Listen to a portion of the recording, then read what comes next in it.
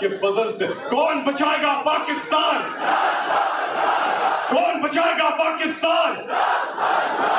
और अब आपकी आवाज इतनी ऊंची होनी चाहिए कि नारा लगेगा यहां और आवाज पहुंचेगी A1 फील्ड अपार्टमेंट्स तक। हम लेके रहेंगे, हम लेके रहेंगे, हम लेके रहेंगे।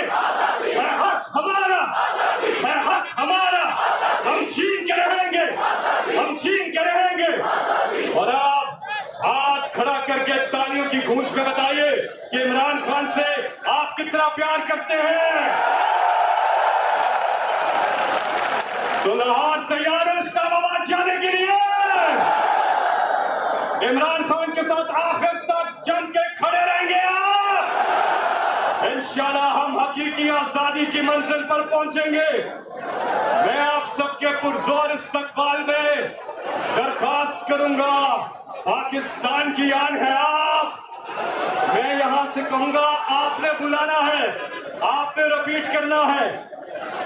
रेडी है? पाकिस्तान की आप है, पाकिस्तान की आन है आप, पाकिस्तान की शान है आप, पाकिस्तान की जान है आप, पाकिस्तान की पहचान है आप, खतरनाक है आप, इंपोर्टेड हुकूमत के लिए तूफान है आप, पाकिस्तान के कप्तान हैं आप, पाकिस्तान के खान हैं आप। इमरान